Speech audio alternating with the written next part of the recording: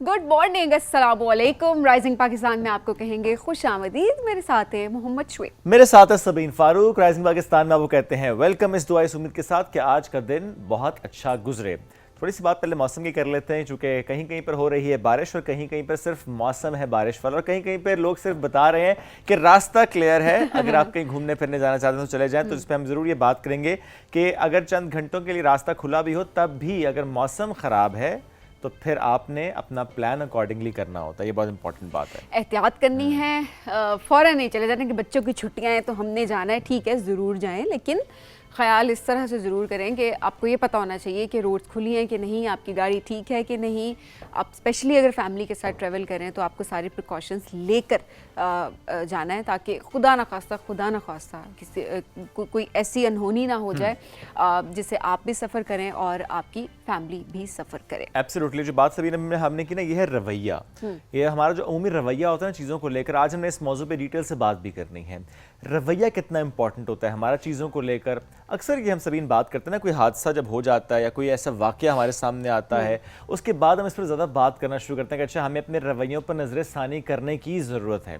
सो आज हमने क्यों इस पर ज़्यादा बात करनी है, क्योंकि 2 दिन से जिस तरीके से एक ऐसा अफसोसनाक वाक़या जो एक रिपोर्ट हुआ कराची से, हुमैरा असगर जो एक्ट्रेस थी, कंटेंट क्रिएटर थी, मॉडल थी, उनकी जिस तरीके से, जिस दर्दनाक अंदाज से, जिस अफसोसनाक, मैं इसको ज़रूर कहूँगा कि जिस तरह से वो रिपोर्ट होता आया है, चीज़ें सामने आती नज़र है, अभी अनफोल्ड हो रही हैं आहिस्ता आहिस्ता। पहले जब उनकी लाश मिली तो ये कहा गया कि चंद रोज़ पुरानी लाश या चंद हफ्ते पुरानी लाश है।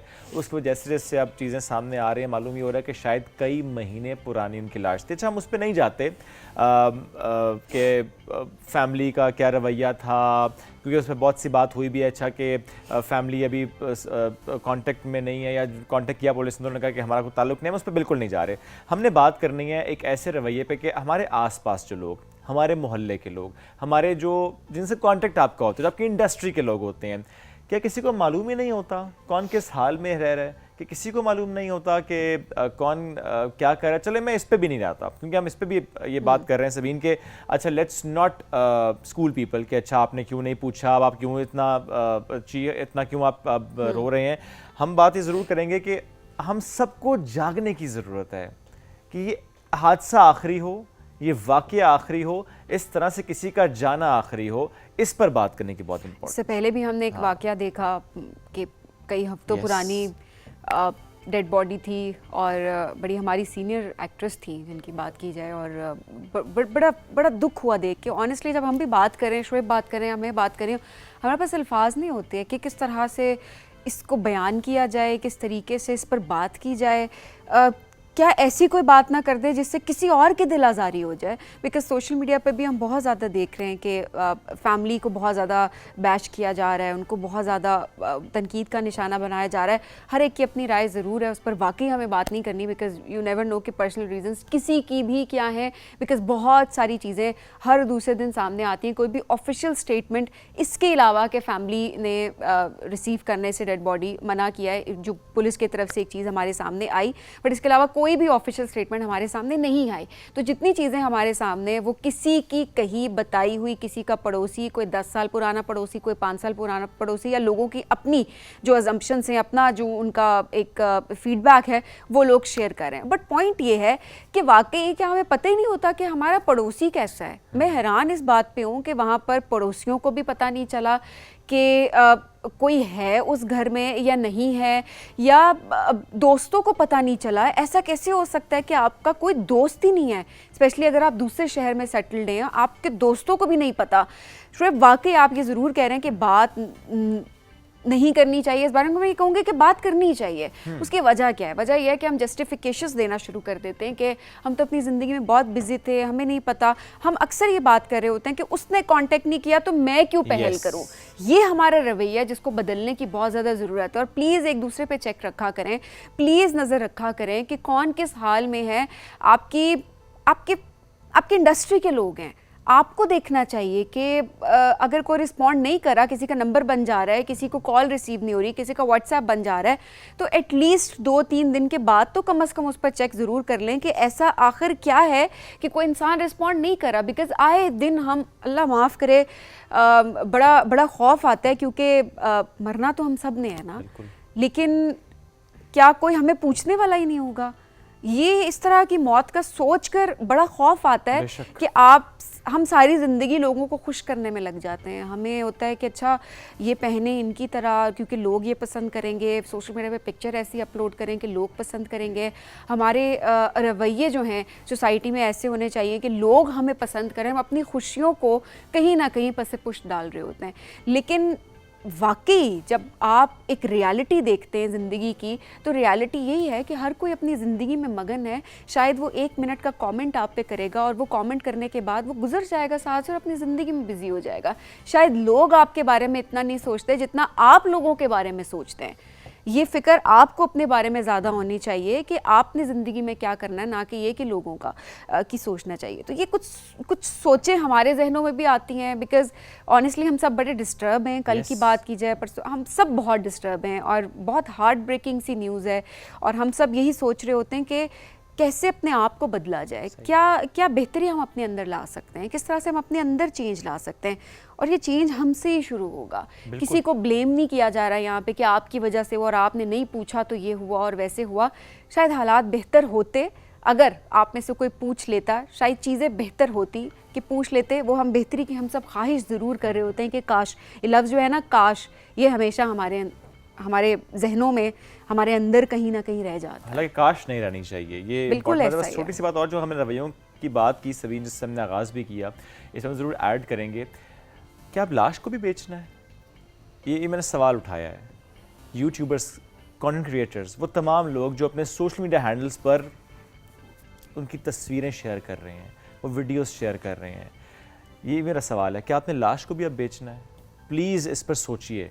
जब हम रवैये की बात करते हैं ना, तो please do not do that. एक तो ऑलरेडी इतनी डिस्टर्बेंस है, इतने डिस्टर्ब्ड माइंड्स हैं, इतनी सिचुएशन ऐसी जो कि बहुत ज़्यादा डिस्टर्ब्ड है, उसमें ऐसी वीडियोस जस्ट बिकॉज कि आपको टीआरपी चाहिए, जस्ट बिकॉज कि आपको व्यूज़ चाहिए, जस्ट बिकॉज कि आप चाहते हैं कि आपकी उस पोस्ट को, आपकी उस वीडियो को, आपके उस कंटेंट को लोग देखें, आप ये एथिक्स ही भूल गए हैं, बेसिक मीडिया एथिक्स ही भूल गए हैं। बहुत से अनट्रेंड, अनप्रोफेशनल लोग इस वक्त जो कि इस कंटेंट पे इस तरीके से काम करें कि उनकी वो तस्वीर और वीडियोस शेयर कर रहे हैं, वो कमरा दिखाना।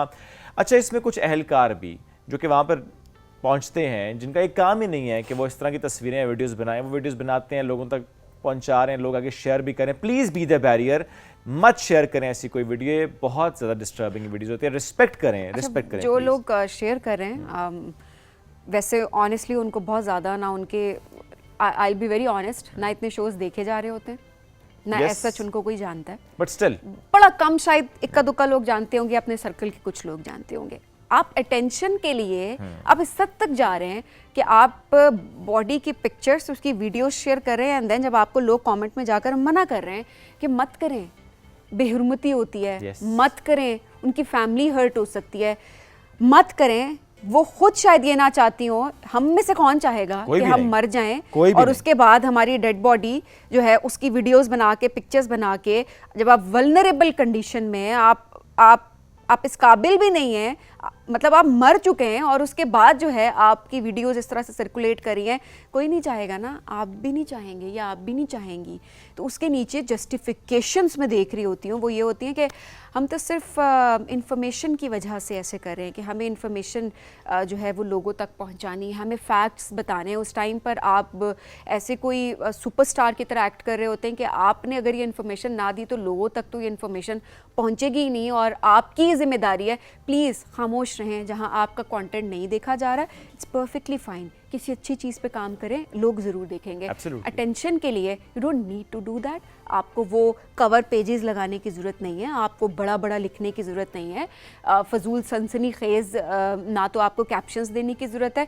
प्लीज़ ये मत करें। आपको 2 दिन की अटेंशन ज़रूर मिल जाएगी, मैं फेम की भी बात नहीं करूँगी, वो अटेंशन आपको शायद मिल जाएगी कि लोग कमेंट कर रहे होंगे, लोग कमेंट यही कर रहे होंगे कि मत करें, आपने कितना बुरा काम किया है, बट आप उसको रेटिंग समझ रहे हैं या समझ रही हैं, तो दैट्स परफेक्टली बैड, और ये इसका लिटरली जब मैंने भी पोस्ट किया तो लोगों ने जस्टिफिकेशंस, जो लोग ये कर रहे थे उन्होंने जस्टिफिकेशंस देना शुरू कर दी। प्लीज़, ये जस्टिफाइड नहीं है, it's wrong, and wrong would be wrong no matter what, चाहे ज़्यादा लोग भी करना शुरू कर दें, कोई भी करे। एक ब्रेक की तरफ पढ़ेंगे, ब्रेक से वापस आएंगे, रहिए साथ, यह राइजिंग पाकिस्तान।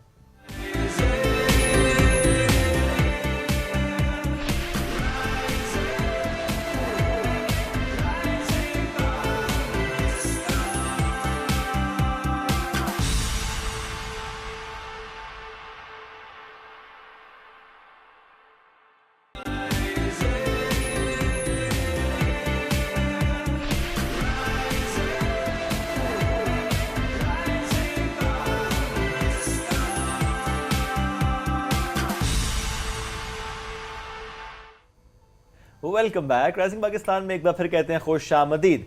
मुल्क है अमरीका, खेल है स्क्वॉश और जीत के आ रही हैं पाकिस्तानी खिलाड़ी। अच्छा, जीत भी किससे रही हैं?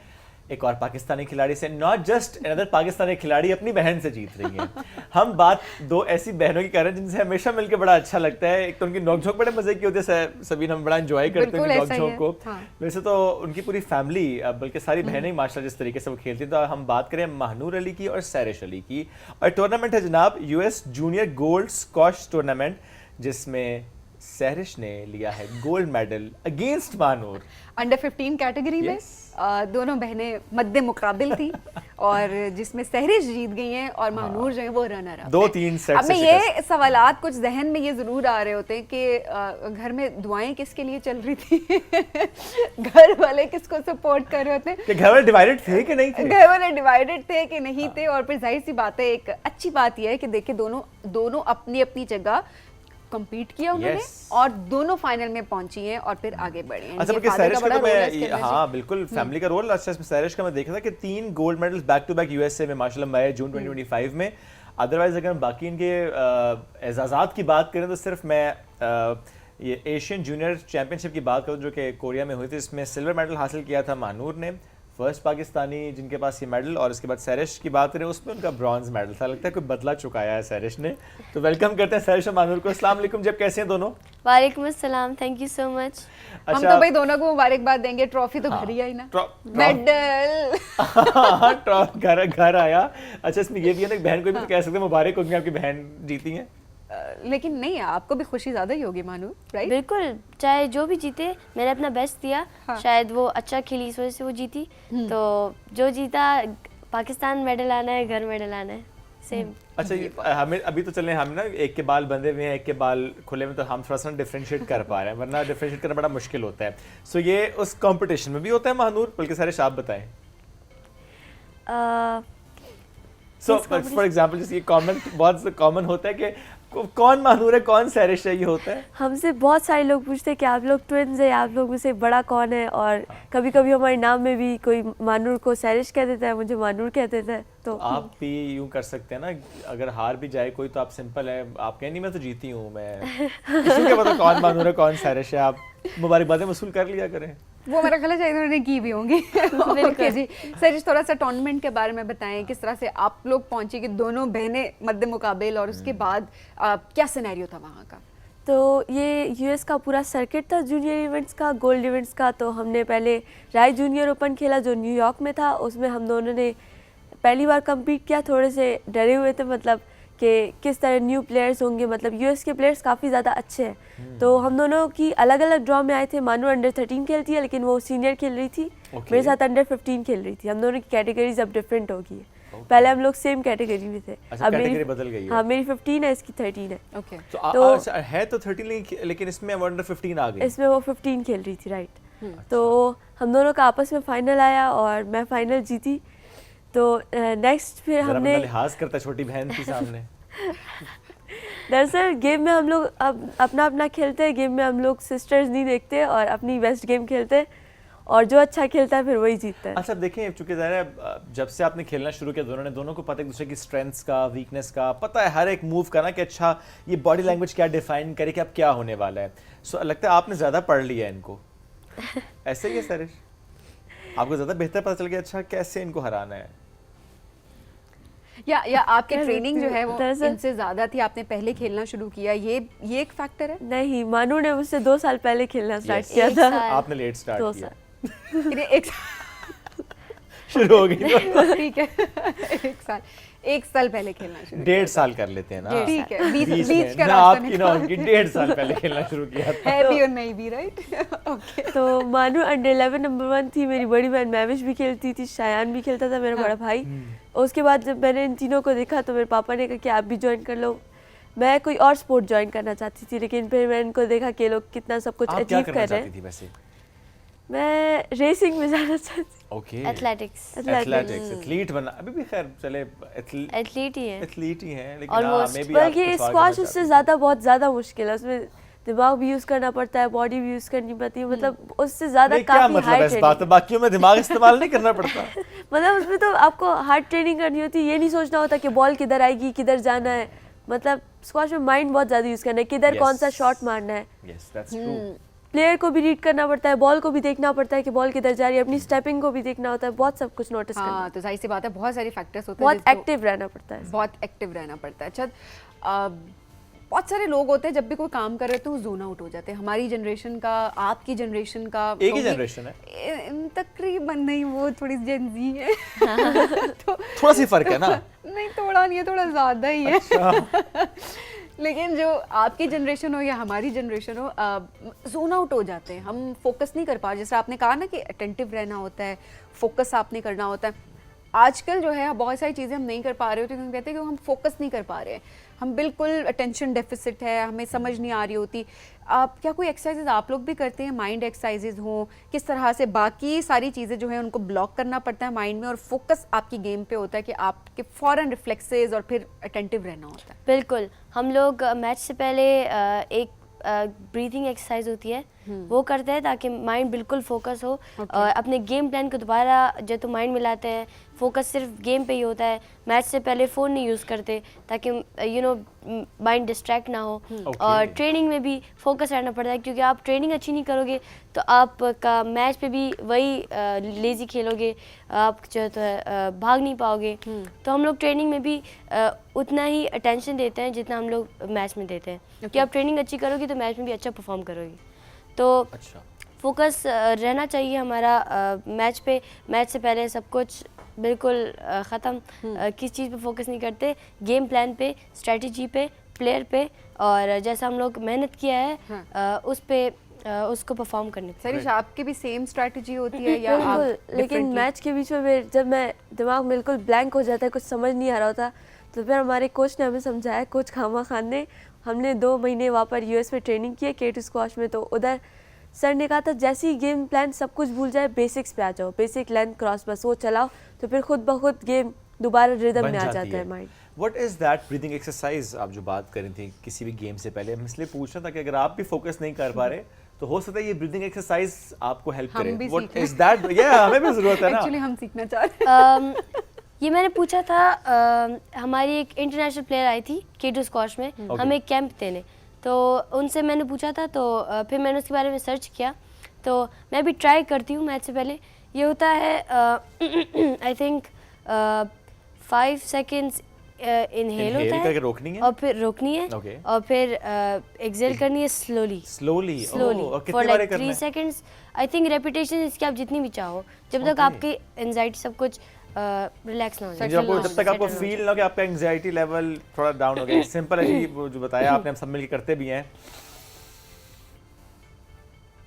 ले ले सांस, लाइट शुगर। ओके, बच गए। नहीं, वैसे I felt light. Really? Although I was not stressed, but still. हाँ, इतनी जितनी आपने सांस रोकी थी ना, तो आपने एक्स्ट्रा लाइट फील कर लेना था। 5 सेकंड कहा था ना उन्होंने। अच्छा जी, घर में दुआएं किसके लिए हो रही थी? हाँ, आप ये बताएं जरा। किसी कंपटीशन में जाते हैं, किसी कोई टूर्नामेंट खेलने जाते हैं, तो अम्मी को या अब्बू को कहते हैं हमारे लिए दुआएं आपने बहुत सारी करनी है। अब आपके घर में तो बड़ा एक कंफ्यूजन सी चल रही होगी, ऐसा ही है? दुआएं किसके लिए ज़्यादा हो रही थी?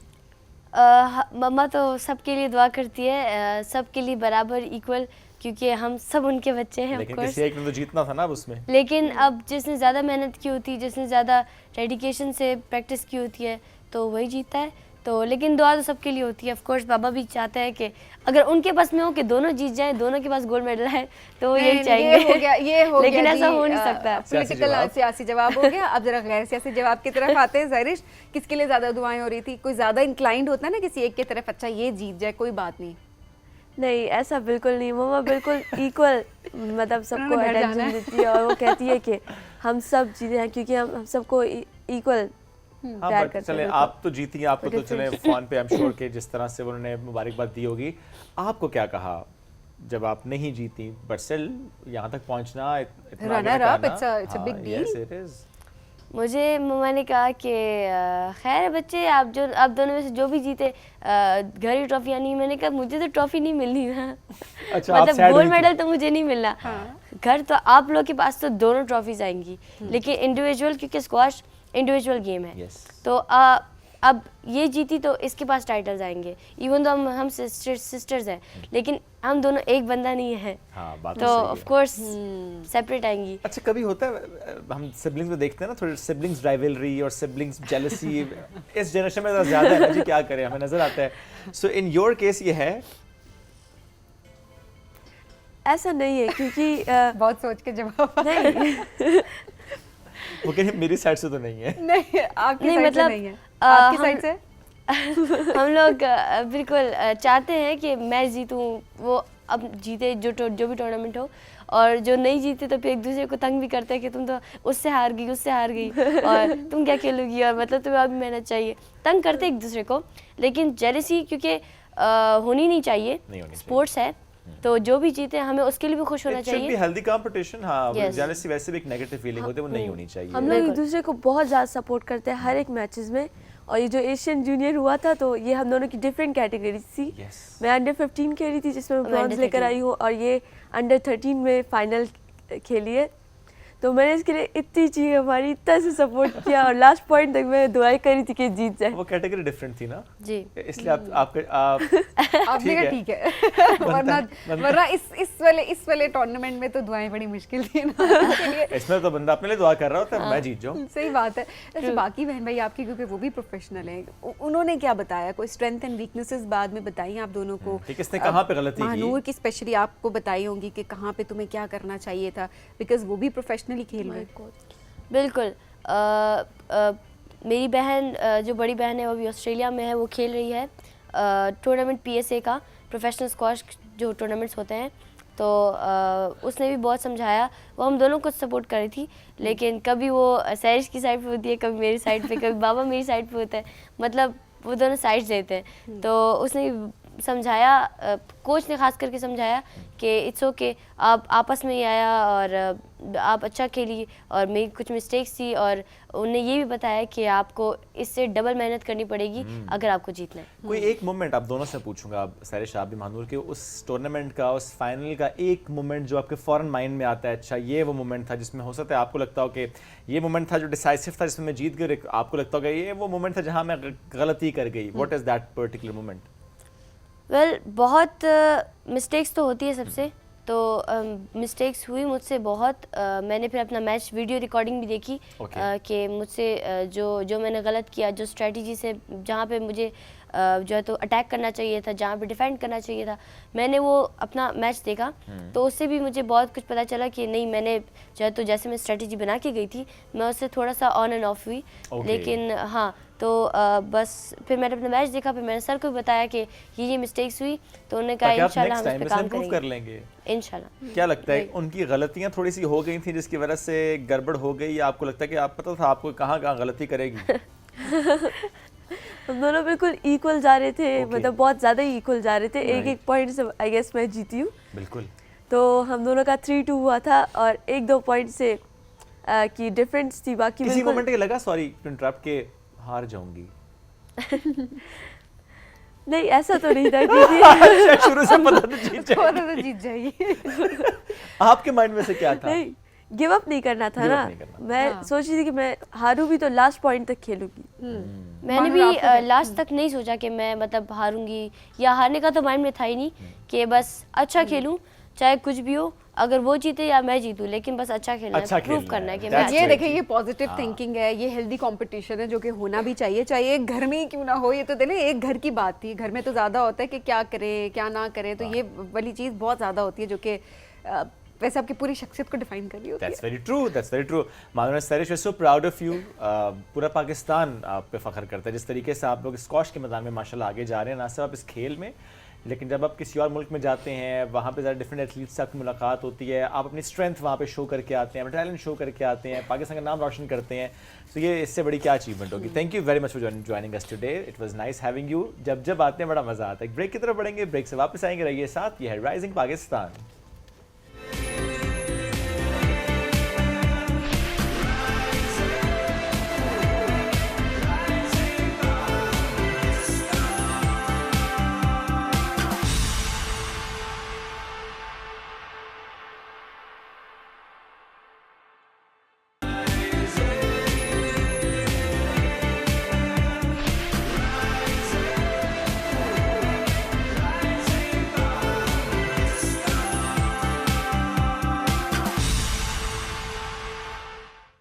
वेलकम बैक जी राइजिंग पाकिस्तान में आपको कहेंगे खुश आमदीद। आर्ट एंड द आर्टिस्ट हमारा बहुत बेहतरीन सेगमेंट जिसको आप सब बहुत ज़्यादा पसंद कर रहे होते हैं। हम अपने आर्टिस्ट को प्रमोट कर रहे होते हैं, पाकिस्तान के टैलेंट को आपके सामने ला रहे होते हैं। तो आज एक ऐसी ही टैलेंटेड आर्टिस्ट हमारे साथ मौजूद है, कैलीग्राफी करती हैं, बहुत खूबसूरत ख़ताती करती हैं, बहुत खूबसूरत वो लिखती हैं, और बहुत अरसा हो गया उनको ये काम करते हुए, और अब ज़ाहिर है पज़ीराई भी मिल रही है और मज़ीद हाईलाइट करना भी बहुत ज़रूरी है। मिशेल अब्बासी हमारे साथ मौजूद हैं। अस्सलाम वालेकुम मिशेल, कैसी हैं आप? सलाम, अल्हम्दुलिल्लाह। मिशेल, कब से आपने स्टार्ट किया कैलीग्राफी आर्ट क्रिएट करना, या सिर्फ कैलीग्राफी करती हैं बाकी भी आर्ट वर्क करती हैं? सबसे पहले तो मैं आपका शुक्रिया अदा करना चाहूँगी, आप लोगों ने मौका दिया नेशनल टीवी पे। उसके बाद ये है कि ये मुझे करते हुए तकरीबन 5-6 साल हो गए, और मुख्तलिफ़ खतूत को ट्राई करती रहती हूँ, और मॉडर्न कैलीग्राफी, इसके अलावा जो एंशियंट है वो भी, तो मिक्स करके, तो दोनों टेक्निक्स। सो एंशियंट और मॉडर्न को मिक्स करना ये कितना कॉमन हुआ है आजकल? आप काफ़ी कॉमन है। मोस्टली ये है कि मॉडर्न में ये है कि आपको बहुत ज़्यादा कोई कवानीन लागू नहीं होते, आप उसको फ्री हैंड, स्टाइल। जी जी बिल्कुल, फ्री हैंड और this is free style calligraphy हम कह सकते हैं। इसमें जो आपको गोल्ड लीफ का काम नज़र आ रहा है वो उसको आप फ्री स्टाइल कह सकते हैं, बाकी दूसरा फॉन्ट है। ओके, अच्छा, गोल्ड लीफ है जो हमें जी नजर जी, आ रहे हैं, वो ओके। गोल्ड लीफ हमने कुछ लोगों को देखा है, कुछ आर्टिस्ट को जो गोल्ड लीफ का इस्तेमाल भी करते हैं, ये थोड़ा महंगा नहीं हो जाता art piece? I mean not real gold but still थोड़ा सा मटेरियल वाइज। बिल्कुल, जिसमें गोल्ड लीफ यूज़ होता है तो फिर वो थोड़ा सा उसके कॉस्टली हो जाता है, क्योंकि इसमें ना आपको इसमें मेहनत भी काफ़ी ज़्यादा है, क्योंकि आपको पहले ग्लू से लिखना होता है और उसके ऊपर फिर अप्लाई करना होता है, तो जो रेस्ट होता है वो उतार लिया जाता है, तो फिर ये रह जाता है। कितना वक्त लग जाता है? जैसे आपने ये जो तख्लीक किया, इसमें कितना वक्त लग गया?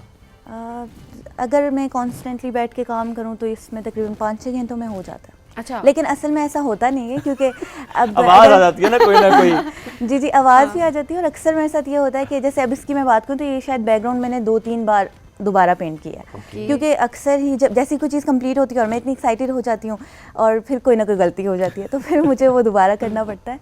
लेकिन यह है कि कभी कभी होता है कि वन गो में भी हो जाए, लेकिन कम ही होता है। अच्छा, आपने सीखा किससे? होता ना उस्ताद आपके होते हैं कोई ना कोई, और आप कहते हैं हमने उनसे सीखा है, हम उनको आइडियल मानते हैं इस फील्ड में। आपने सीखा, कितना अरसा आपको सीखने में लगा? प्रॉपर्ली तो मैंने अभी कहीं से नहीं सीखा। एक मैंने बहुत पहले ऑनलाइन कोर्स किया था, उनमें से एक ख़त का, वही जो ख़त कूफ़ी का मैं जिक्र करी थी, तो वो काफ़ी पुराना ख़त है, लेकिन वो मैं ज़्यादा यूज़ नहीं करती।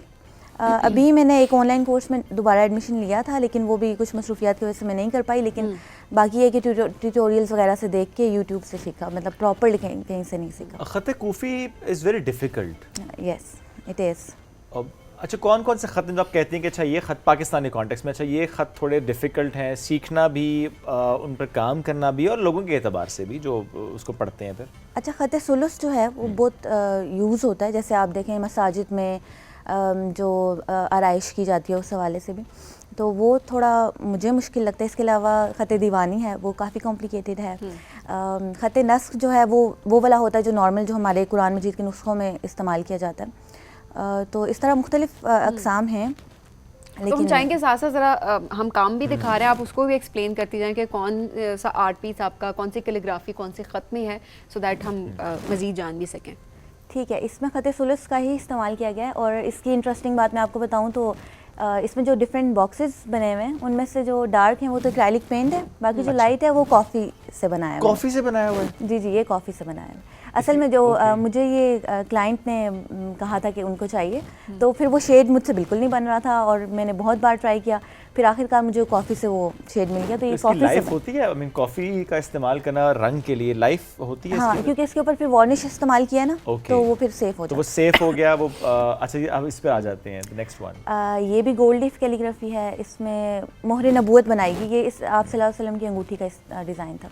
ओके, और अब नेक्स्ट वन पे आ जाते हैं। Yes, this one. ये अब इसमें ख़त सुलुस ही किया गया है। अगेन गोल्ड लीफ है इसमें ऊपर? जी जी, इसमें गोल्ड लीफ है और ये अभी क्लियर नहीं है, लेकिन इसमें ना टेक्सचर भी है, टेक्सचर पेंट करके ऊपर इसके ऊपर गोल्ड लीफ। और ये मुझे लग रहा है शायद आपको बहुत वक्त लगा होगा, बिकॉज आई डोंट नो, कुछ ऐसी कैलीग्राफी होती है, कोई ऐसा काम होता है जिसको देख के आप बता सकते हैं कि इसमें मेहनत बहुत ज़्यादा। हाँ, असल में जब क्लाइंट आपको कोई भी रेफरेंस देते हैं तो उसको देख के फिर आपको थोड़ा मुश्किल लगता है कि अब मैं इसको कैसे रिक्रिएट करूँ, लेकिन अक्सर ये होता है कि रेफरेंस पिक्चर से ज़्यादा अच्छा बन जाता है। सो ज़्यादा काम जब करती हैं वो इसी तरह से ऑर्डर पे ही बेस्ड ही होता है कि अच्छा हमें ये चाहिए, ये कलर चाहिए, ये हमें आयत चाहिए, ये हमें हरूफ चाहिए, ये अच्छा, डिपेंड ऐसा करता है है इस पे? कि जब मैंने स्टार्ट किया था तब तो मैंने बिल्कुल शौक में किया था। और ऐसा मतलब ये नहीं कि बिल्कुल शुरू से ही ऑर्डर्स आने लगे थे। अब तकरीबन 5-6 साल हो गए, तो अब आते हैं तो उस पर ही काम करती हूँ। कभी कभी वक्त नहीं मिलता, लेकिन ये कि मुझे ज़्यादातर ऑर्डर के अलावा जो काम है उसमें ज़्यादा मज़ा आता है, क्योंकि खुद से आपका दिल करता है आप ये करते हैं। हाँ, वो मैं कर लेती हूँ। इंस्पिरेशन कहाँ से लेती हैं? कोई भी नया आर्ट पीस जब आप क्रिएट कर रही होती हैं, what is your inspiration? Mostly तो नेचर से मैं कलर कॉम्बिनेशंस लेती हूँ, और बाकी जो कुरानी आयात की है तो वो तो खुद पढ़ते हुए जो दिल को लग गई तो वो फिर उसको कैनवस पे उतारना फिर ज़्यादा अच्छा हो जाता है। मैं अक्सर ये कहती हूँ कि लोग तिलावत पढ़ के करते हैं, हम जो खत्तात हैं वो हाथों की तिलावत करते हैं। वाह, तो बस ये ये बिल्कुल ऐसा ही है। और ये मतलब ऐसा भी काम नहीं है कि कोई आपको कहे ना कि आपने ऐसा बना के देना तो वो बन जाएगा। जब तक आपके दिल से नहीं आएगा ना तो फिर वो खूबसूरती और निखार भी नहीं आता। अच्छा, डिस्ट्रैक्शंस कितना तंग करती हैं वैसे, जिस तरह पहले भी शोएब हाँ, ने बताया आर्टिस्ट के लिए था distraction। कि आर्टिस्ट को फोकस करना बड़ा ज़रूरी होता है उसके लिए, स्पेशली जब आप इस तरह का मुश्किल और जिम्मेदारी वाला, मैं कहूँगी, आप काम कर रहे हो, तो ऐसे में डिस्ट्रैक्शंस, जिस तरह आवाज़ एक आ गई, दूसरी आ गई, घर के अंदर की बात उसके लिए मैं थोड़ा स्मार्टली एक्ट करती हूँ कि मैं रात में काम करती हूँ। और रात में मतलब मैं हमेशा से, मेरी आदत जब मैं पढ़ती भी थी तो मैं रात को ही पढ़ती थी। उसमें यह है कि मैं फोकस ज़्यादा अच्छे से कर लेती हूँ, तो रात को कोई तंग करने वाला नहीं, ज़्यादा कोई तंग करने वाला नहीं। ठीक है, क्योंकि आपको देखिए मैनेज करना होता है ना अपने काम को, और हर वक्त आप ये नहीं, क्योंकि एक सिस्टम है, आपके घर का है, माहौल है, दुनिया है, वो तो साथ लेके चलनी चाहिए। ये होता है ना कि आप काम कर रहे हैं, आवाज़ आती है, हांडी जो डोई फेर के आई चूल्हा बंद कर दी। आर्ट पीस से फिर लहसुन प्याज की भी खुशबुएं आ रही होती है। मैंने ऐसे कुछ आर्ट पीसेस देखे, आई एम सो सॉरी, ऐसे होता है, but it's perfectly fine. It shows, नहीं देखिए, इट शोज कि आपकी स्ट्रगल है और आप मल्टीटास्किंग कर रहे हैं और आप अपना काम जाहिर कर रहे हैं या कर रही हैं, ये बड़ा ज़रूरी होता है। बिल्कुल, हम ख़वातीन के लिए तो अब वो भी फील्ड है, ये भी फील्ड है, दोनों को लेके चलना है। और ये है कि वो तो सारी जिम्मेदारियों को साथ लेके चलना, इट्स परफेक्टली फाइन। ये बड़ा ही ज़रूरी होता है। अच्छा, अब आगे कोई गोल सेट किया है आपने कि मज़ीद आगे क्या चीज़ सीखनी है? कोई नया खत हो, कोई नया काम सोच रही हो? बिल्कुल सेट किया। अभी तो मुझे लगता है कि मेरे काम में बहुत ज़्यादा इम्प्रूवमेंट की गुंजाइश है, और बस कोई अच्छे से उस्ताद मिल जाए तो फिर मैं सीख लूँ इंशाल्लाह। अरे, आप बहुत आगे जाएंगे जब आपके अंदर ये सोच होती है ना कि इतना अच्छा काम करने के बावजूद कि नहीं अभी तो बहुत कुछ सीखना है।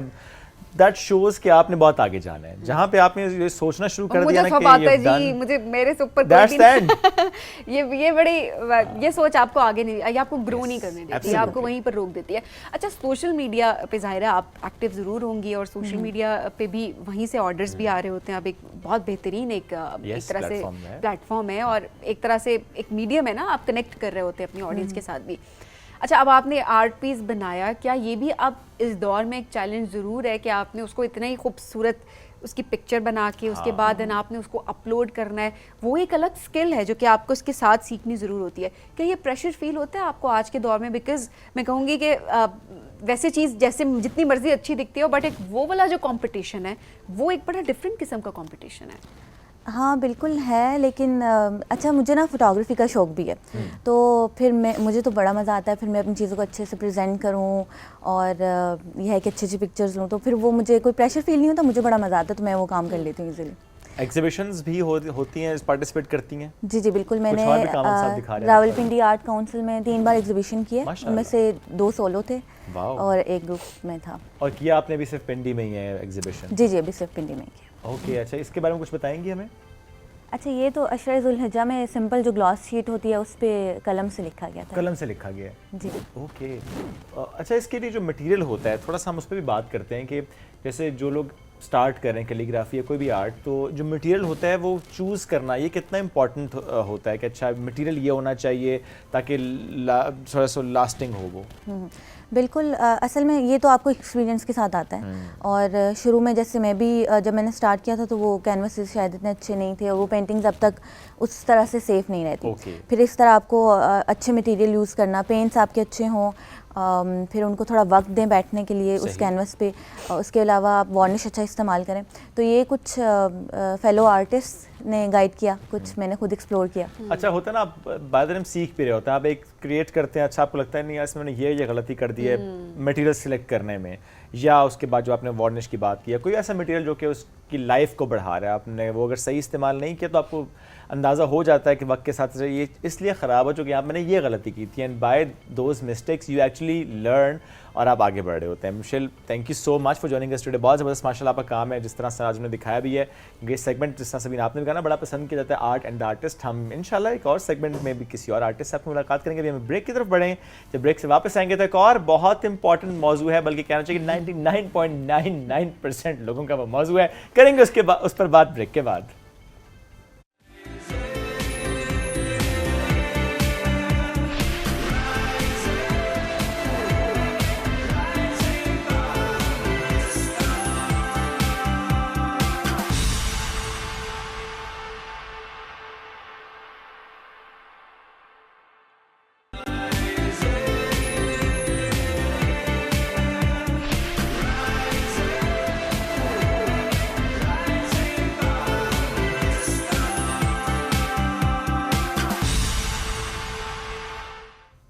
Welcome back.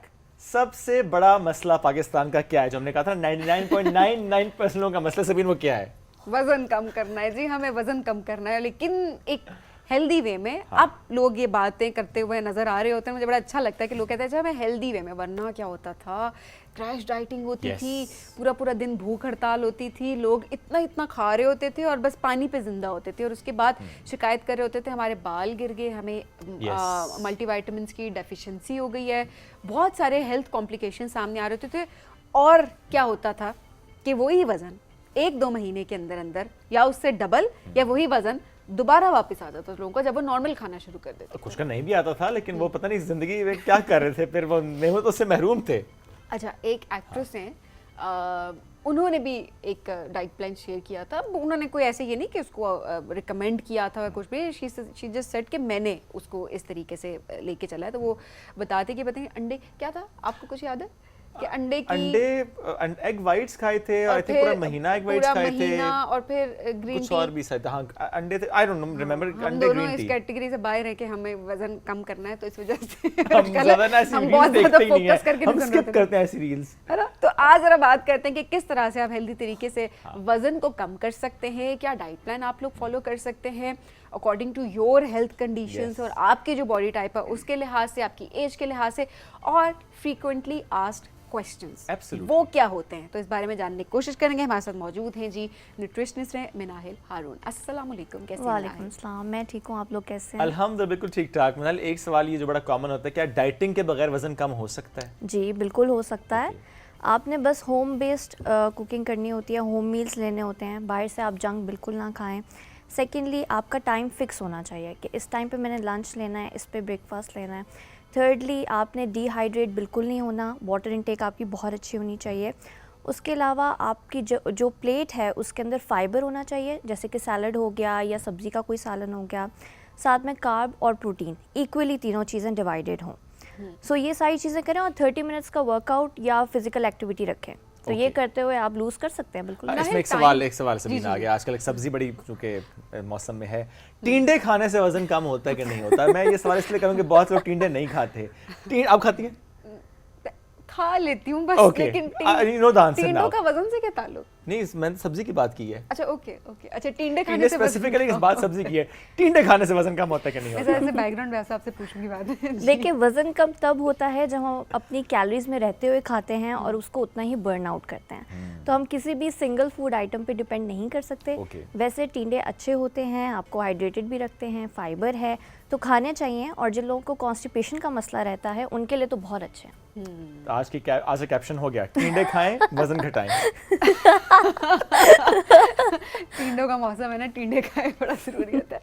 अच्छा मिनाइल, जैसे पहले आपने बात की कि डेली एक ही वक्त पे खाना ये भी ज़रूरी है वज़न कम करने के लिए, लेकिन हम तो ये बिलीव कर रहे होते हैं कि बस कैलोरी डेफिसिट में रहना है और पूरा दिन जो है हमें, जो हमने अपने कैलोरी की जो एक कैप रखी हुई है उसको आपने एक्सीड नहीं करना। सो एक टाइम पे डेली खाना, ये किस तरह से वज़न कम करता है? देखिए जिन लोगों के पास कैलोरी प्लान नहीं है और उन्होंने जनरली लूज़ करना है या मेंटेन करना है, अगर उनका एक ही टाइम होगा तो वो ज़्यादा डिसिप्लिन्ड होंगे और वो ज़्यादा अच्छे से लूज़ कर पाएंगे क्योंकि उनके पोर्शन कंट्रोल होगा, उनको ज़्यादा भूख नहीं लगेगी। सही। जब तो आपके पास कैलोरी प्लान होता है तो हमें पता होता है कितनी कैलोरीज खानी है, वी मैनेज दैट।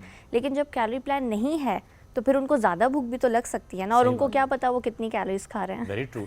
अच्छा, थोड़ा वॉक के बारे में गाइड करें। जो लोग कहते हैं हमसे वॉक करने से वजन कम करना चाहते हैं, सो वॉक किस वक्त करें? वॉक से पहले या बाद में क्या रूटीन होनी चाहिए खाने पीने की?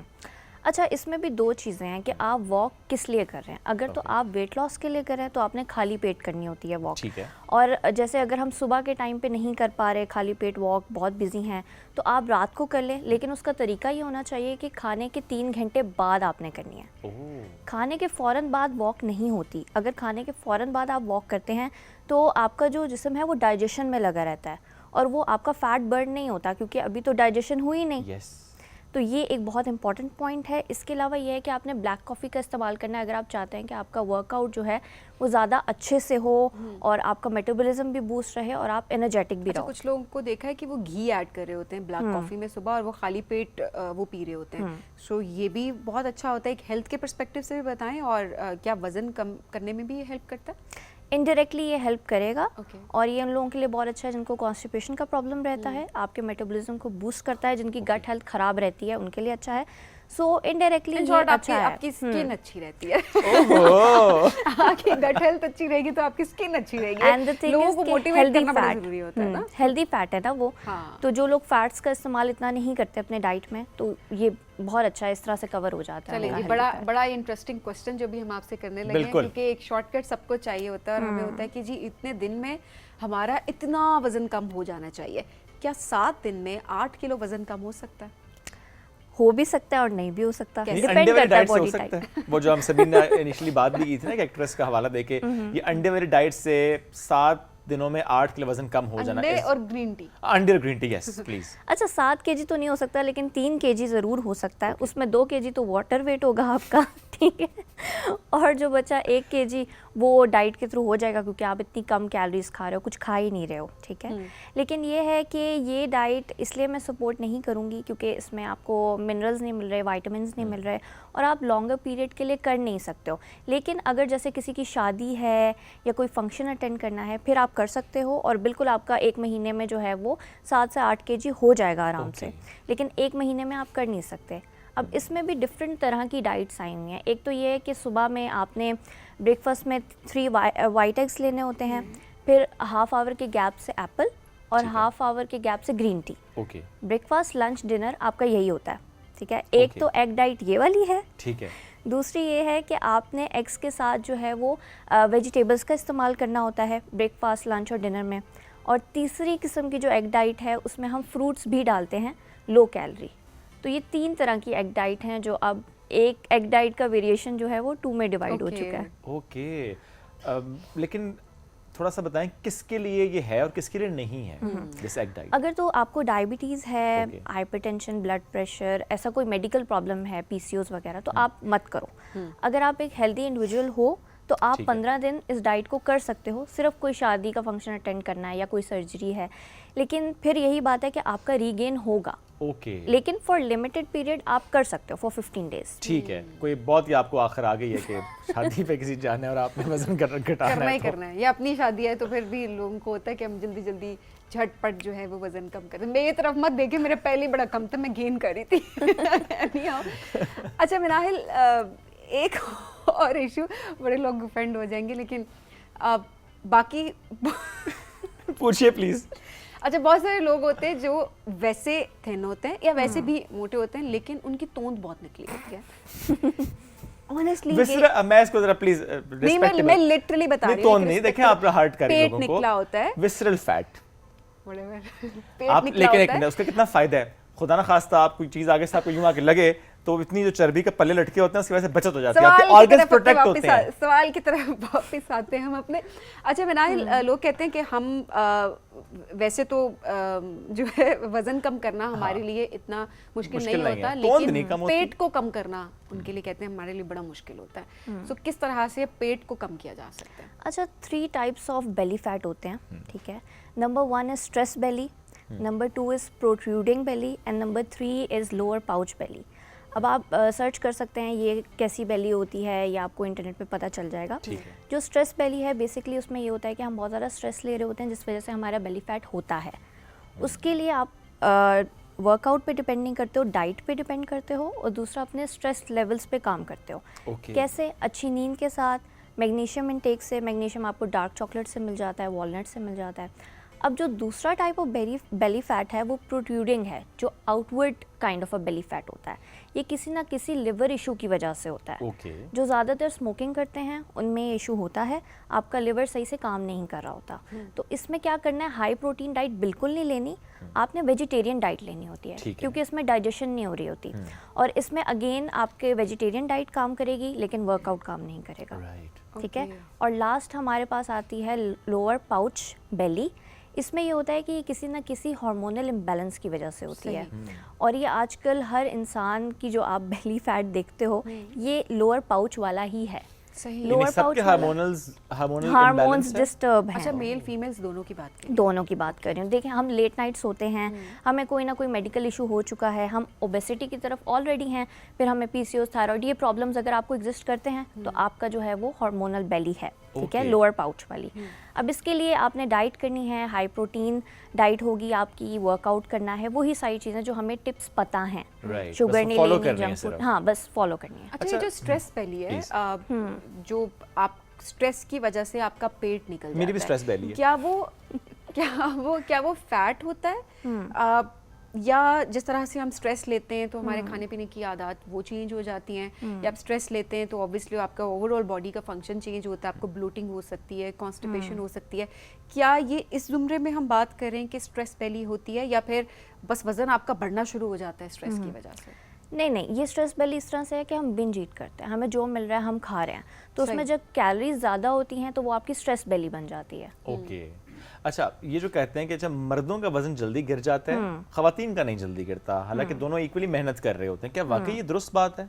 जी, ये बिल्कुल सच है। मैंने अक्सर अपने क्लाइंट्स में देखा है, जब भी हमारे पास हस्बैंड और वाइफ आते हैं तो हस्बैंड का जल्दी होता है और वाइफ का थोड़ा सा लेट होता है। क्या ये जस्ट जेंडर इसकी वजह है या कि कोई आदत ऐसी होती हैं? देखिए, नेचुरली जो है ना, जो मेल्स हैं उनके पास लीन मसल मास है, ठीक है, और सेकेंडली उनके हार्मोन्स डिफरेंट हैं एज कम्पेयर टू वुमेन, ठीक है। टेस्टोस्टेरोन लेवल जो है मेल का वो ज़्यादा है एज़ कम्पेयर टू वुमेन। ये दो बेनिफिट्स की वजह से जो है वो जल्दी उनका वज़न कम होता है एज़ कम्पेयर टू वुमेन। अब वुमेन बॉडी ऐसे डिज़ाइन की गई है कि उसमें 11% जो फैट है वो मेल से कंपैरिजन में ज़्यादा होता है, ठीक है। और वुमेन में आगे जाके मसले होते हैं, जैसे प्यूबर्टी होगी, मेनोपॉज हो गया, child birth, so many issues they are going through, ठीक है। इस वजह से जो है उनकी प्रोग्रेस थोड़ी सी लेट होती है, और बिकॉज हार्मोनल फ्लक्चुएशंस भी तो होती हैं, वो ऐसे तो ही हम है। नजरअंदाज आपने नहीं देखा कर होगा सकते। कभी किसी मेल को पीसीओएस या थायराइड इतना जनरली नहीं होता, सही कह रही है, वुमेन को ज़्यादा होता है, so this is the reason. अच्छा, एक और ट्रेंड भी हमने देखा है, हल्दी वाला पानी या हल्दी वाला दूध। एक तो ये कि क्या इसके बेनिफिट्स हैं, इन्फ्लेमेशन प्लान कहते हैं इसको जी, ये क्या होता है?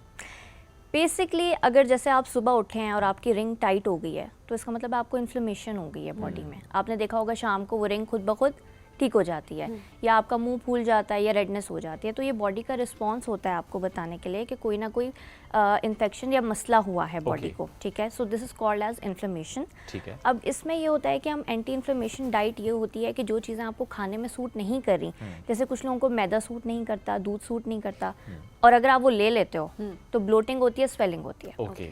Second type of people are those जिनका डाइजेशन सिस्टम नहीं ठीक, या गट हेल्थ नहीं ठीक, या वो पानी की इंटेक ठीक नहीं कर रहे हैं, तो उनको भी इन्फ्लेमेशन फेस करना होता है। अब बेसिकली इन्फ्लेमेशन डाइट में ये होता है कि वो चीज़ें हम ऐड नहीं करते जिससे या तो हमें खतरा हो कि हमारी ब्लोटिंग हो सकती है, या सेकेंडली जैसे आपने जिक्र किया ये हल्दी का, हल्दी वाला दूध, ये बहुत अच्छा है इसके लिए। तो इस तरह से आपकी डाइट मैनेज होती है। इसमें इन्फ्लेमेशन डाइट प्लान में ओट्स हो गए, फ्रूट्स हो गए, वेजिटेबल्स हो गए, we have to be on a safe side. मैदा कट कर दें, डेयरी कट कर दें, so you will be fine. Okay, lastly बस क्विकली, लो कैलोरी फ्रूट्स कौन से हैं जो कि आजकल अगर हम इस्तेमाल करें सीजन के एतबार से तो फ़ायदा होता है? देखें, इसमें बनाना है, एप्पल है, डेट्स आ जाएंगी, अजवा, और इसके अलावा लो कैलोरीज है। हाँ, लो कैलोरी है अजवा। अजवा इज लो कैलोरी एज आप किस तरह से इस्तेमाल कर रहे होते हैं वो उसको ये तो आपने यहाँ पे रखा हो पूरा एक बोल और उसमें ढेर सारी खजूरें और आप सारी खा जाए तो वो लो कैलोरी नहीं होगी। एक ये भी तो देखिए ना, आप स्मूदीज अगर बना रहे हैं, आप एक ही ग्लास के अंदर केले भी ऐड करें, क्वांटिटी भी ज्यादा है उसको थिक करने के लिए, आप उसके अंदर खजूर भी ऐड कर रहे हैं और आप उसको दूध भी ऐड कर रहे हैं, आप योगर्ट भी ऐड कर रहे हैं और उसके बाद आप उसको ब्लेंड करके पी रहे हैं, तो ऑब्वियसली वो हाई कैलोरी बनेगा ना, लो कैलोरी थोड़ी। देखिए, अगर एक बनाना जैसे 60 टू 70 कैलोरीज का है और आप पूरे दिन में उसको एक दफ़ा ले रहे हो, तो वो आपका कैसे वजन बढ़ा सकता है? खुद ही सोचें, वो आपकी कैलोरीज में एडजस्टेड है। अब मेरे साथ क्या हुआ कि मैंने एक दफ़ा क्लाइंट को मिल्क शेक दिया, ये बनाना मिल्क और जस्ट स्टिविया था, शुगर अल्टरनेटिव। तो क्लाइंट का मैसेज आता है अगले दिन, जी आपने मुझे गलती से ना वेट गेन प्लान भेज दिया मुझे लगता है। तो मैंने कहा ऐसा क्यों? कहते हैं आपने तो मिल्क शेक ऐड किया हुआ है, ये तो वेट गेन में होता है।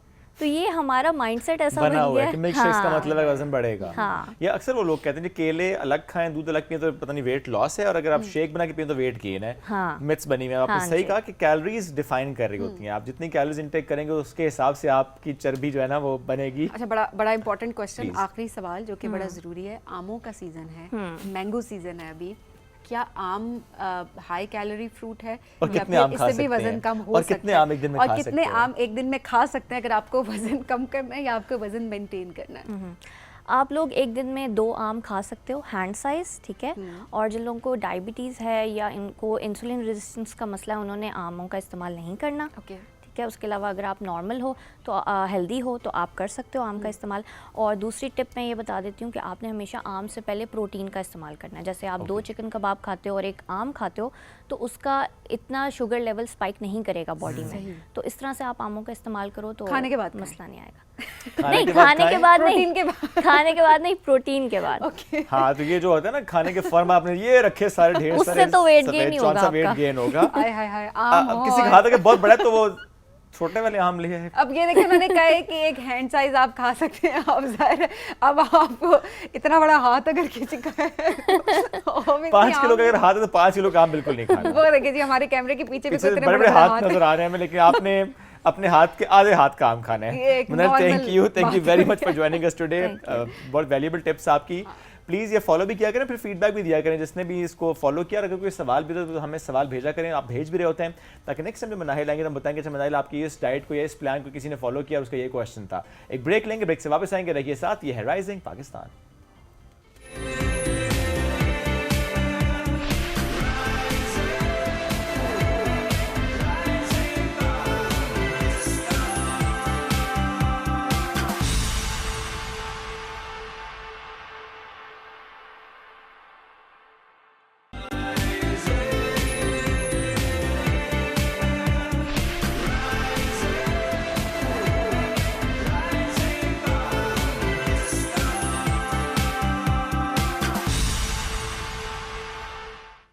Welcome back. राइजिंग पाकिस्तान में एक बार फिर कहते हैं खुशामदीद।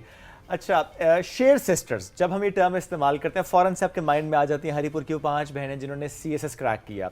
2008 में पहली बहन क्रैक करते हैं, 2019 में 5वीं बहन क्रैक करती हैं। तो बहुत एक खुशी की बात भी है, प्लस होता है ना कि घर में एक बंदा भी सीएसएस कर ले तो बंदे की वाह वाह हो जाती है, लेकिन मतलब सारे ही कर ले तो बंदा कहते हैं क्या वो खाते पहली वाली पीते की हैं। इम्पोर्टेंस थोड़ी सी बल्कि मेरे हस्बैंड पांचवी की दफा तो उनको होगा कर ही लेगी। कर ही लेगी, इसमें ऐसी क्या बात है। लेकिन कितना मुश्किल काम है, देखें एक घर में एक भी सीएसएस ऑफिसर हो तो हम कहते हैं कि देखो कितना लाइक है या Yes. कितनी लाइक है और कितनी मेहनत की होगी इसके पीछे, वाकई बहुत मेहनत की बात है। लेकिन स्टिल लोगों को भी टिप्स चाहिए होती हैं, बिकॉज हर कोई करना चाह रहा होता है, बहुत सारे लोग बल्कि करना चाह रहे होते हैं, तो उनको भी ज़रा टिप्स देने की आज कोशिश ज़रूर हम करेंगे कि किस तरह से, हम तो नहीं वही करेंगी कि हम तो कितना नहीं कर पढ़ना सकते। पड़ता है, कैसे स्ट्रैटेजी बनानी पड़ती है, कितनी मेहनत दरकार होती है। अब जब हम बहनों की बात करें तो देखें लैला, शीरी, ससी, मारवी एंड जोहा, पांचों बहनों ने सीएसएस किया। सो प्राउड ऑफ यू जी, जिस तरीके से आपके पेरेंट्स आप प्राउड है, पूरे पाकिस्तान को आप पर फख्र है। सो एक बहन ने आज हमें ज्वाइन की, डॉक्टर ससी शेर ने हमें ज्वाइन किया है, अभी माशाल्लाह हज से भी आई हैं, उनको हम वेलकम करते हैं। अस्सलाम वालेकुम जी, कैसी हैं आप? वालेकुम सलाम, बिल्कुल ठीक ठाक, आप कैसे? अल्हम्दुलिल्लाह। एक तो हम लाइव भी आपको हज की मुबारकबाद देते हैं जी, बहुत मुबारक, अल्लाह आपकी तमाम दुआएं, तमाम इबादत को कबूल फरमाए, आमीन। जिसमें फॉर आपने अपने लिए भी की होती हैं, अपनी फैमिली के लिए की होती हैं, मुल्क के लिए की होती हैं, उम्मत के लिए की होती हैं। डॉक्टर साहब, आप पांचों बहनों में आप ही हैं जिन्होंने MBBS भी किया, जी यानी बाकियों ने तो CSS किया, आपने दो मुश्किल काम किए। हाँ जी, ज्यादा मुश्किल क्या था? ये कैसे कर लिया? MBBS ज़्यादा मुश्किल था। Really? CSS was easier? Yes, CSS was easier than MBBS. अच्छा, कैसे लोग ये कह रहे होते हैं कि MBBS में मेहनत ज़्यादा दरकार होती है, बट CSS तो कहा जा रहा होता है, जो एक आम राय Perception है है। लोगों की, वो लोग यही बात ही कर रहे होते हैं कि जो CSS है वो तो मुश्किल तरीन काम है। तो वाकई क्या ऐसा है, आपको कैसे आसान लगा CSS? मेरे ख्याल है इन कंपैरिजन टू MBBS शायद मुझे आसान लगा, उन लोगों ने मेडिकल नहीं किया होगा। Okay. क्योंकि डॉक्टर्स का स्टेमिना इतना ज़्यादा बिल्ड हुआ होता है कि उनको फिर शायद CSS की तैयारी उतनी मुश्किल नहीं लग रही होती, but it is tough, yes मुश्किल है ओके। जी। अच्छा, एक अवार्ड भी आपको मिला, global women changing the world, थोड़ा सा इस अवार्ड के बारे में प्लीज बताइएगा। बेसिकली ये एक अवार्ड था जो लंदन में स्टार्ट हुआ था, और उन्होंने open all over the world nominations खोली हुई थी कि कोई भी किसी को नॉमिनेट कर ठीक है। सकता है, आप खुद को नॉमिनेट नहीं कर सकते थे, कोई करेगा? कोई करेगा। ओके। तो कुछ पता नहीं था, I suddenly received an email कि आपको 17 लोगों ने इन Wow! पाकिस्तान नॉमिनेट किया है। माशाल्लाह। क्योंकि मैं जो पेज रन करती हूँ इंस्टाग्राम पे और मैं ऑनलाइन पढ़ाती हूँ, तो मैं बहुत सारे लोगों को फ्री ऑफ कॉस्ट उसमें पढ़ा के गाइड कर रही होती हूँ। तो वो उनका था कि you have to accept it, तो I accepted it in one email. जो ही वो किया तो उनके वो कोई वोटिंग लाइंस थी जो ओपन हो गई उनकी वेबसाइट पे, और वो वोटिंग भी ऑल ओवर द वर्ल्ड हो रही थी।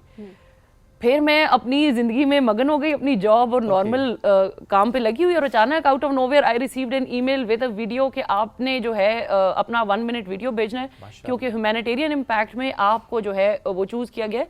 उनकी 7 बड़ी कैटेगरीज थी, दे हैड मेनी अवार्ड्स, लेकिन 7 बिग कैटेगरीज थी, जिसमें humanitarian impact was one of them. Great. तो वो पाकिस्तान से आई वन दैट अवार्ड, और माशाल्लाह। फिर लंदन भी बुलाया गया, बट टाइम क्रंच की वजह से और मेरे बच्चे बहुत छोटे हैं, I could not go to UK to receive it, तो फिर उन्होंने वो अवार्ड पाकिस्तान भिजवाया। अरे वाह, यानी इसमें रोल रहा ससीज लाइफ इंस्टाग्राम पेज का। यस, उसका बड़ा मेजर रोल था।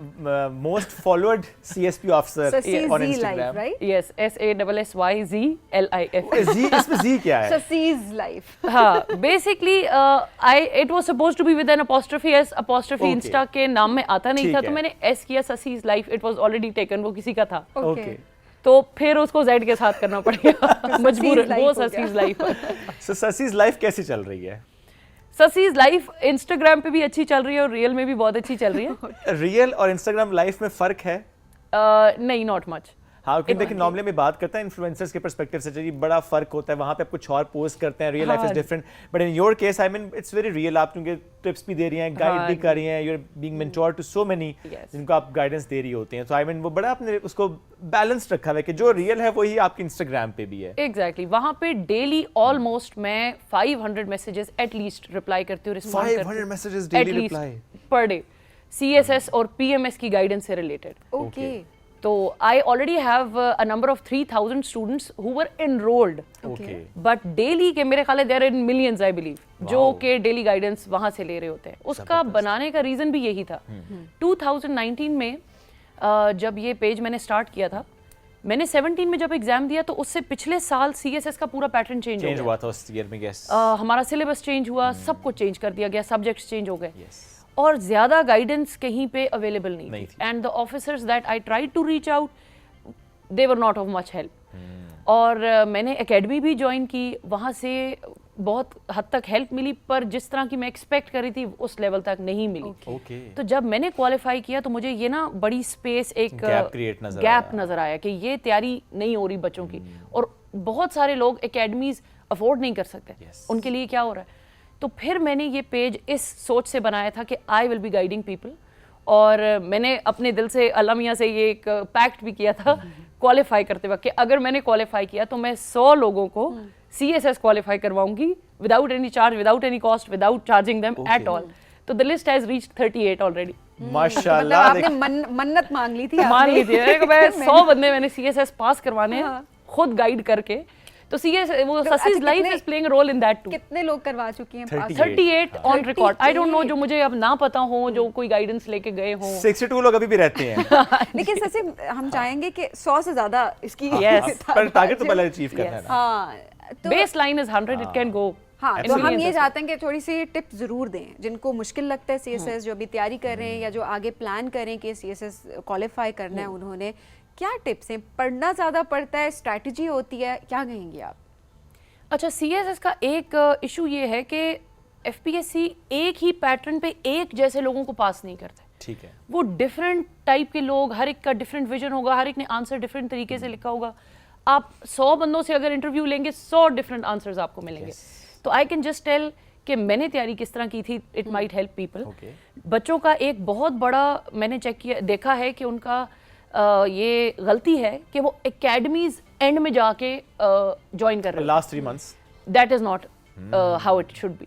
एकेडमी आपके स्टार्ट का काम है। आप जितना जल्दी एकेडमी जाते हैं, जिसने ज्वाइन करनी है, ऑफ कोर्स जो सेल्फ स्टडी कर रहे हैं वो तो फिर but you support academy as well. I do, that's nice. I do. It's good कि आपने अगर मास्टर्स भी किए हैं तो आप किसी एक सब्जेक्ट में होंगे। बिल्कुल। 11 बाकी सब्जेक्ट तो नए हैं बिकॉज यू टेक 12।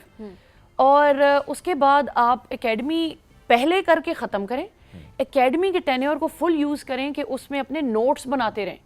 तो आपने लेक्चर्स, एकेडमी का लेक्चर जो था आपकी 1 बुक पॉलिसी है विच आई फॉलो। आपने पहले एक ऐसी किताब उठानी है जो पूरा सिलेबस कवर करती हो। FPSC ने बड़े अच्छे से फुल सिलेबस हर सब्जेक्ट का दिया हुआ है, आपको उन्होंने बताए हुए हैं टॉपिक्स, आपने बस वो तैयार करने हैं।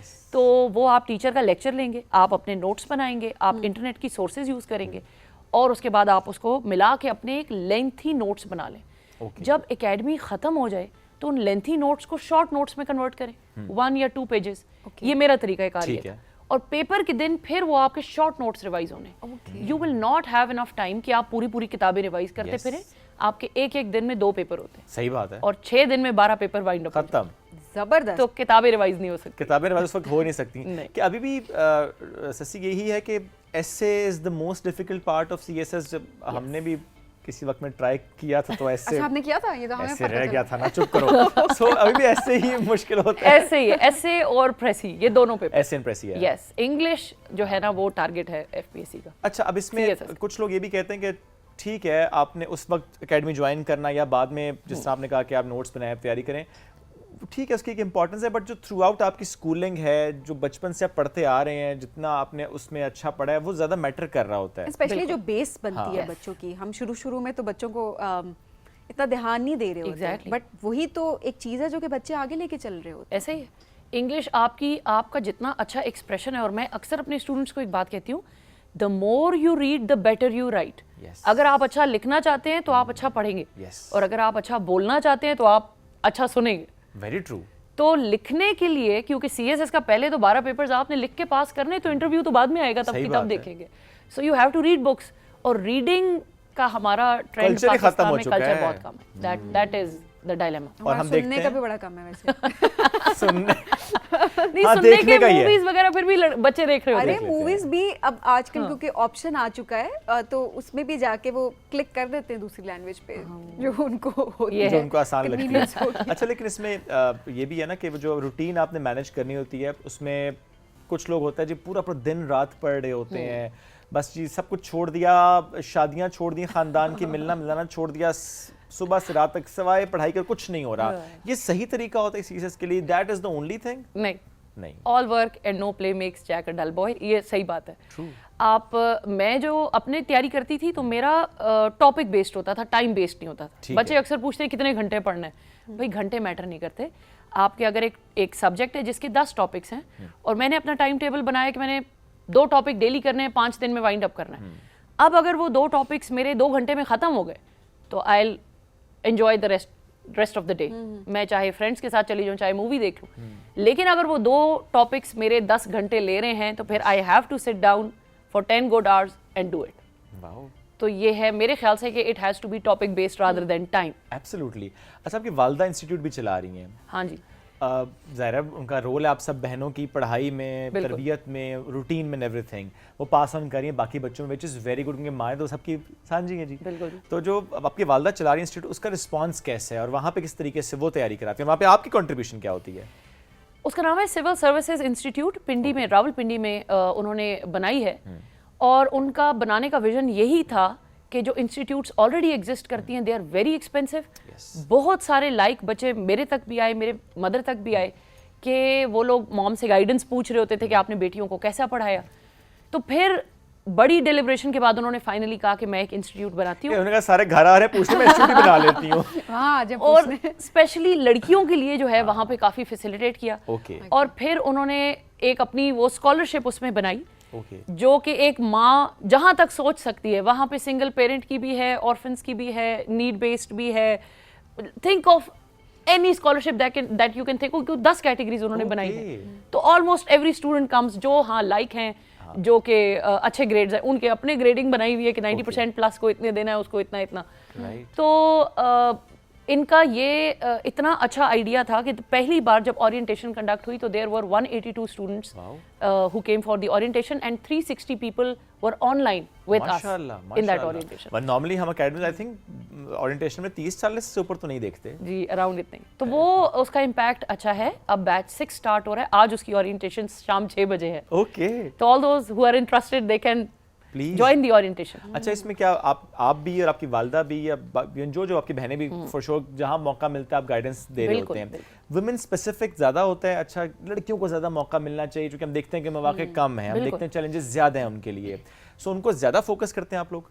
एक बहुत बड़ी कैटेगरी स्टूडेंट्स की इस बात के लिए अकेडमीज नहीं भेजी जाती थी कि लड़कियां हैं, सेफ्टी का इशू है। That has been counted in CSI as well. 80% faculty officers की फीमेल्स। मेरी मदर का फोकस था कि सब लेडीज हों। प्लस वो बच्चे शाम रात तक बैठे रहते हैं। मैं और मेरे साथ जितनी लेडी ऑफिसर्स हैं, ऑल द टीचर्स, फैकल्टी सारी CSS ऑफिसर्स हैं। I was about to ask this question. कुछ एकेडमीज में ना हम ये देखते हैं कि जिसने CSS नहीं क्रैक किया वो पढ़ा रहे हैं। मतलब मैं नहीं ये बात कर रहा कि आप नहीं पढ़ा सकते, it's a skill, it's an art, I agree. But ये कितना इंपॉर्टेंट है कि जिसने ऑलरेडी CSS किया हुआ है वो अगर पढ़ाए, वो गाइडेंस दे तो ज्यादा बेहतर होता है। एक्चुअली उसमें एक फ़ायदा हो जाता है कि उन्होंने पेपर दिया होता है तो उनको अंदाज़ा होता है पेपर अटेम्प्टेशन क्या है, FPSC क्या मांग रही है। छोटी सी एग्जांपल है कि मैं प्रेसी एंड कॉम्पोजिशन पढ़ाती हूँ और नॉर्मली प्रेसी राइटिंग रूल्स कहते हैं कि 1 पैराग्राफ हो, 2 हो, 3, डजंट मैटर इंग्लिश के मुताबिक। बट FPSC में अगर आपने CSS के पेपर में 1 से ज़्यादा पैराग्राफ प्रेसी के पेपर में लिख दिया है, you're not going to qualify. Okay. तो अब ये चीज़ें उस बंदे को पता होगी जो एग्जाम दे चुका है, who has been through the process, जो पढ़ा रहा है। तो लेकिन इसमें कोई शक नहीं कि कुछ लोग जो CSS ऑफिसर्स नहीं हैं और वो अपने सब्जेक्ट के एक्सपर्ट हैं, वो भी बेहतरीन अपने सब्जेक्ट को बहुत अच्छा टैकल करना बता सकते हैं बच्चों को। अच्छा सच्ची, बहुत सारे लोग ये होते हैं, मेरे अपने सर्कल में कुछ हैं जो कि रिटन पास कर लेते हैं, इंटरव्यू में वो रह जाते हैं। इंटरव्यू की क्या टिप्स होती हैं? रिटन तो आपने पास कर लिया, तैयारी कर ली जो आपने बताई, क्या क्या कोई टिप्स होती है? क्या आप एक्चुअली इंटरव्यूअर क्या देख रहा होता है आपके अंदर? मेरे ख्याल से नंबर 1 तो आपकी पर्सनैलिटी जज हो रही होती है। ओके। और कंप्लीट सेंस में you have to be in the centre. किसी तरीके से आप किसी एक्सट्रीम पे, किसी रिलीजियस एक्सट्रीम पे, किसी भी और एक्सट्रीम पे आप क्वालिफाई नहीं कर सकते। हमें तैयारी के दौरान यहाँ तक बताया जाता था कि अगर अंदाज़ा हो जाए कि आप किस सेक्ट को बिलोंग करते हैं, किसको फॉलो करते हैं, किस पॉलिटिकल पार्टी को फॉलो करते हैं, अंदाज़ा भी हो जाए उनको, तो आप क्वालिफाई नहीं करेंगे। अच्छा, वो आपके सोशल मीडिया को भी मॉनिटर किया जा रहा होता है? मैं ये सवाल इसलिए करी क्योंकि वाकई अक्सर स्टूडेंट्स यही कह रहे होते कि हमें नहीं पता, कैंडिडेट्स ये बात कर रहे होते कि हमें नहीं पता किस बेस पे हमें रिजेक्ट किया, हमारा तो इंटरव्यू। तो ये सारी चीज़ें मॉनिटर हो रही बिल्कुल हो रही होती हैं, बिल्कुल होती है। तो ये और इवन जब मैं ये ससीज लाइफ का पेज के लिए मैंने परमिशन जब सीख की थी फ्रॉम माय डिपार्टमेंट, तो आई रोट इट और अपने साइन के साथ लिख के दिया कि कोई पॉलिटिकल और कोई रिलीजियस कोई कंट्रोवर्शियल sectarian कोई ऐसी चीज़ नहीं डिस्कशन इस पेज पे नहीं होगी। तो ये बड़ा स्ट्रिक्टली इन चीज़ों को देखा जाता है। तो इंटरव्यू में क्योंकि लोग इतने रिफाइंड नहीं होते हैं, दे मेक मिस्टेक्स, इस किस्म की कोई बात कर जाते हैं, तो दैट बैकफायर। और तरीके से आपको जज भी किया जा रहा होता है हर तरीके अच्छा, से। जो 2 mock दिन का interview- साइकोलॉजिकल ऐसे 2 days। हम ये भी नहीं कह सकते इंटरव्यू में प्लीज डोंट जज मी। नहीं, यू विल बी जज्ड। अच्छा, जो मॉक इंटरव्यूज हम देख रहे होते हैं, पता नहीं अब कुछ शायद मजाक में भी किए हुए हो रहे हैं कि कुछ ऐसे क्वेश्चंस किए जा रहे होते हैं कि आप हैरान हो जाते हैं कि सीएसएस के लिए ऐसे सवाल क्यों किए जा रहे होते हैं, किसी एक्ट्रेस के बारे में पूछना। नहीं, नो, दैट इज ऐसा नेवर, नहीं दैट होता। Never happens in CSS. It's a very serious business, national, international, आपके रिलेशंस दूसरे कंट्रीज के साथ, आपके जो ऑप्शनल सब्जेक्ट्स हैं वो, और उसके अलावा जो प्रेजेंट दुनिया में जो चल रहा होता है सिनेरियो उसके ऊपर, तो ये होता है। प्लस बड़ा कॉन्स्टिट्यूशन professional आप होता है। Very professional. ओके, सो ये जो लोग तैयारी कर रहे हैं और कमेंट्स भी लोग नीचे कर रहे होते हैं कुछ के ये सवाल किया जाएगा, और सारा वो शायद इसी माइंडसेट के साथ भी जा रहे होते हैं फिर कि मॉक इंटरव्यू, तो ये कुछ बहुत सारी चीज़ें होती हैं वो फेक होती हैं। Yes. ख्याल किया करें, देखा करें ऑथेंटिक जगहों से। Yes. ये सोर्सेज बड़े ज़रूरी होते हैं, स्पेशली जिस तरह आपने बताया, और स्पेशली जो लोग क्वालिफाई कर चुके हैं, जो लोग प्रोसेस से गुजर चुके हैं, उनसे बात करना ज़रूरी है, उनसे मालूमात लेना बहुत इंपॉर्टेंट है, सो दैट आप जो है वो उसकी तरफ ना जाएं। अच्छा ससी, आखिर में ये ज़रूर बताइएगा कि एक पैगाम मैं चाहूँगी कि आप ज़रूर दें आपकी तरफ से बाकी ख़वातीन के लिए जिनको आगे बढ़ना चाहिए, ग्रो करना चाहिए, फाइनेंशियली इंडिपेंडेंट सबको होना चाहिए। बिकॉज आपकी बहनें, आप सारी बहनें जो हैं वो माशाल्लाह बहुत आगे बढ़ रही हैं, आपकी मदर का बहुत इसके अंदर रोल है, आपकी फैमिली सपोर्टिव है। कितना ज़रूरी है ये, और क्या कहेंगी उन लड़कियों को? लड़कियों से ज़्यादा मेरे ख्याल से मैं उनके फैमिली मेम्बर्स, उनके फादर्स, उनके भाइयों को कहना चाहूँगी। एक छोटी सी मैं एग्जांपल देना चाहती हूँ कि एक एडमिशन हुआ इंस्टीट्यूट के अंदर, और उस लड़की ने आके बताया कि उनका इशू है, तो मेरे फादर कॉल करेंगे, आपने उन्हें कहना है कि फ़ी मैं सिर्फ 10,000 ले रही हूँ। तो आई वॉज लाइक कि इतनी है तो नहीं, थोड़ी जो भी अमाउंट है तो वो इतना कम। और मैं अगली मेरे मुंह के बिल्कुल टिप पे आके ये बात रुकी कि मैं उसको कह दूँ कि it's okay, you don't even have to pay 10, आप वैसे आ जाए, आप फादर को भी झूठ बोलना पड़ रहा है, इतना मुश्किल से पढ़ने आ रही है बच्ची, तो मेरी मदर ने वैसे ही इतनी सारी वो कैटेगरीज रखी हुई हैं कि इस तरह स्कॉलरशिप्स देने। तो अभी मैं बात कहने ही वाली थी कि आगे से उस बच्ची ने कहा नहीं इट्स ओके, फ़ी का इशू नहीं है मैडम, वो मेरे भाई जो हैं they are going to support me, वो फ़ी भेज देंगे, but my father doesn't support education of girls, तो वो बेटी के लिए फ़ी नहीं देंगे, तो भाई जो है वो कह रहे हैं कि आप CSS करें तो हम आपकी फीस। शुक्र है भाई, अच्छा। मुझे इतना अच्छा फील हुआ कि ये प्रोग्रेसिव भाई हैं जो फ्यूचर ऑफ पाकिस्तान के बारे में सोच रहे हैं, जो अपने बहनों के फ्यूचर के लिए सोच रहे हैं, और ऐसे भाई ज़रूरत है। सही बात है, लड़कियों को, बहनों को, पूरे पाकिस्तान को। एब्सोल्युटली। तो लड़कियों के लिए मेरे फादर ने जब उनको प्रेसिडेंशियल अवार्ड मिल रहा था तो उन्होंने एक बड़ी प्यारी एक ही लाइन बोली थी, और बहुत प्यारी बोली थी, कि अपनी बेटियों को ये जब आप शादी करते हैं और जहेज़ का ट्रेंड बना है, उनको जहेज़ों के साथ मत भेजें, ज्वेलरी और इसके ऊपर सारा फोकस होता है फर्नीचर पे, इनके साथ मत भेजें, उन्हें डिग्रीज के साथ रुखसत करें। तो व्हेनेवर शी नीड्स, उसके पास एक ऐसी चीज़ होगी जो उसका बैकअप होगा। सही बात है। आज की वर्ल्ड में एक इकोनॉमिक इंडिपेंडेंट औरत और अपनी डिग्रीज के साथ एक खुद मुख्तार औरत से ज़्यादा इंपॉर्टेंट मेरे ख्याल है कोई चीज़ नहीं। बेशक। अच्छा, मुझे एक बात याद आ गई, आपके फादर ने किसी अखबार के लिए गालिबन एक इंटरव्यू दिया था कि ज़ोहा की पैदाइश पे उन्होंने कहा कि मुझे ख़ानदान वालों ने कहा कि अच्छा तुम्हारी 5वीं बेटी हो गई है, तो उन्होंने उस वक्त बड़ा अच्छा रिस्पॉन्ड किया था कि we are happy to have daughters. तो आप लोग कौन हैं, ये एक फादर की तरफ से आना, it's very very good thing, 5वीं रहमत एब्सोल्युटली। समझना बहुत ज़रूरी सो है। वो जो खानदान वाले या वो जो फैमिली या वो जो माइंडसेट के लोग जिन्होंने उस वक्त ऐसा कमेंट किया था, अब क्या करते हैं? अब वो एज रेफरेंस यूज करते हैं सारों के आगे कि हम उनके रिलेटिव हैं। ओके। हाँ जी। तो ये यहाँ से ये मैसेज मिलता है कि आपने लोगों को नहीं देखना, डू योर थिंग, और अल्लाह उसमें बरकत डाले, तो आपके लिए अल्लाह ने जो बिगर प्लान्स सोचे हैं, रखे हैं, आप उनको अचीव करें और उनके पीछे जाएं। अच्छा बिल्कुल। एक छोटा सा सवाल और, 5 बहनों में सबसे ज्यादा लाइक कौन है अगर कंपैरिजन करना पड़े तो? सबसे ज्यादा लाइक आई से सबसे बड़ी बहन, क्योंकि उसके ट्रेंड- पास ना हाँ, नोट्स पहला। थे, हाँ ना उस वक्त एकेडमीज का ट्रेंड था। एकेडमीज बनी 2010 से आगे, यस। वो खुद तैयारी करती रही, उसने खुद नोट्स ढूंढे। अच्छा, जब उसने स्टार्ट किया था, उसे जब पूछा उसने लोगों से कि तैयारी कितनी कैसे करनी है, तो उसे कहा गया था कि सब कुछ पढ़ना है। ओके वो शुरू ही एक हिस्ट्री उठा के 1901 से सारी शुरू दुनिया किया की उन्होंने। हिस्ट्री उठा के, वर्ल्ड हिस्ट्री से वो शुरू हुई कि पहले पीछे से पढ़ना शुरू करते करते आगे, फिर फॉर्म्स आ गए। जब फॉर्म फिल करने लगी तो उसने कहा ये तो 6 ऑप्शनल लेने हैं खाली। मैंने तो इन सब में से सिर्फ 6 चूज कर, उन्होंने कहा जी, उसने कहा पेपर इन्हीं 6 का होगा, उन्होंने कहा जी, मैंने सारे पढ़ लिए तो उसने कहा मैं तो क्या कुछ पढ़ रही थी, उन्होंने कहा जी बस हम यही 6 पूछेंगे फिर। तो वो पहला स्टेप जिस बंदे ने लिया, मेरे ख्याल उसके लिए जितना डिफिकल्ट होगा बाकियों के लिए उतना नहीं। जुहा के लिए सबसे आसान रहा? उसके लिए आसान रहा, 4 बंदे बड़े सीनियर्स के नोट्स चीजें मिल गए। आसान था सबकी या guidance एक मिल वो गई? वो था माइंड पे भाई प्रेशर है, 4 बहनें कर प्रेशर भी चुकी था हैं। प्रेशर भी था उस पे। That's great. अब यकीन कर दिल चाह रहा है और गपशप लगाए ना, बड़ा मजा आ रहा है गपशप लगा के, लेकिन वक्त मुख्तसर था। Thank you so much doctor साहिबा for joining us today. It was really honour कि आप यहाँ मौजूद थी। अल्लाह आपको, आपकी बहनों को इस तरह से जो इस तरीके से मेहनत कर रहे आगे बढ़ा, उसको एक तो अल्लाह ताला बहुत आगे लेकर जाए, और आप लोग बहुत से लोगों के लिए रास्ता बना रहे हो। स्पेशली हमारी बच्चियां, हमारी लड़कियां जो आगे बढ़ती हैं, हमें बड़ी खुशी हो रही है। एब्सोल्युटली जी, thank you once again. You're welcome. नाज़रीन, अपना फीडबैक जरूर दीजिएगा। दोबारा मुलाकात कल करेंगे। बहुत सा ख्याल रखें, दुआ में याद रखें। अल्लाह हाफिज़।